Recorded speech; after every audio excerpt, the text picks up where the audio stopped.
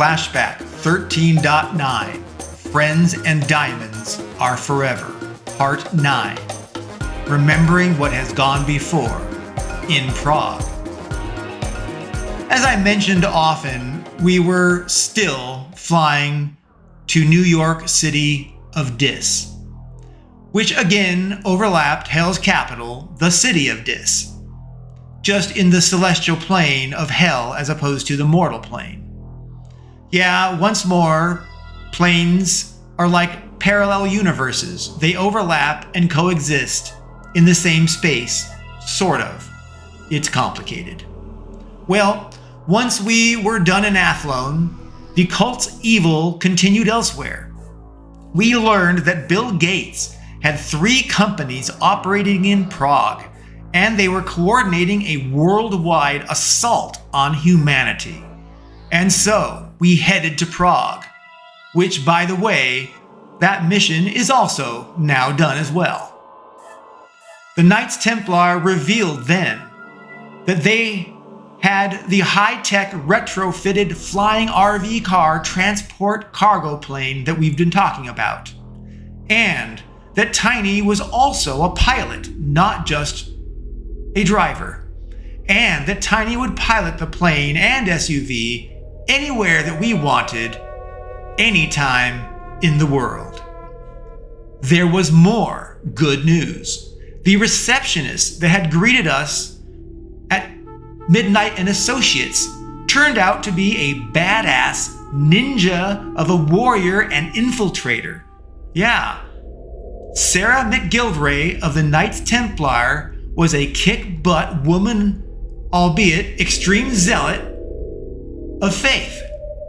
And she joined our team as well when we went to Prague, and ongoing. In fact, that is precisely why Mr. Lesky was alone and therefore vulnerable to attack by the cult.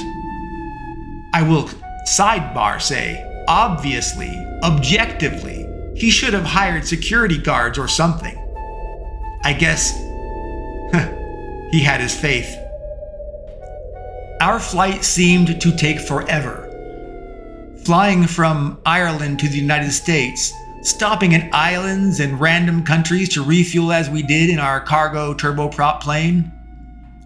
Our return to America offered a lot of time to think and reflect on what we had done, what we had accomplished in Prague.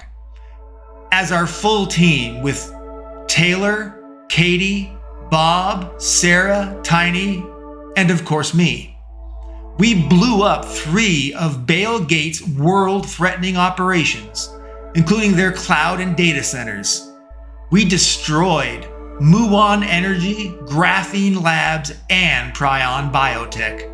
And with them, we saved the world. We stopped human genome DNA editing through food, aerosol, and medications without people's consent.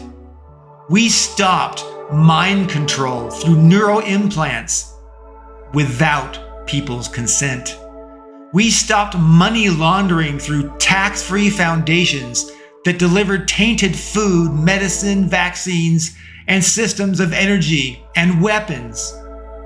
We stopped the collecting of DNA samples and personal information on every single person on the planet.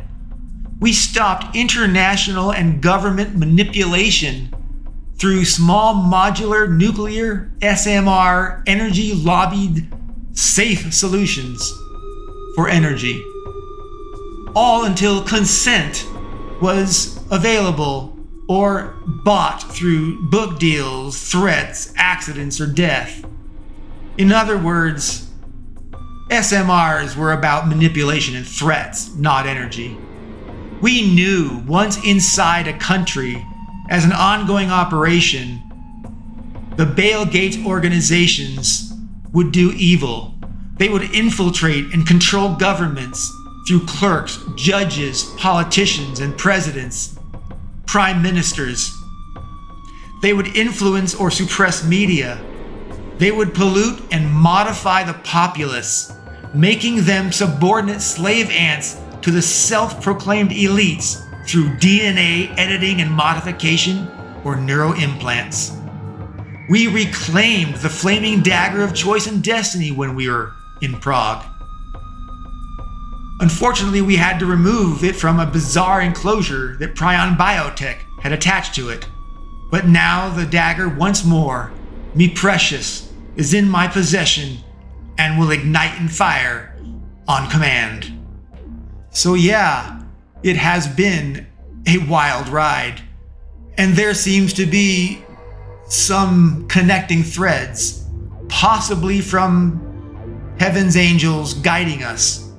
Reflecting on everything that has happened since, well, the beginning, it makes me wonder, what is ahead of us now? What was ahead of us?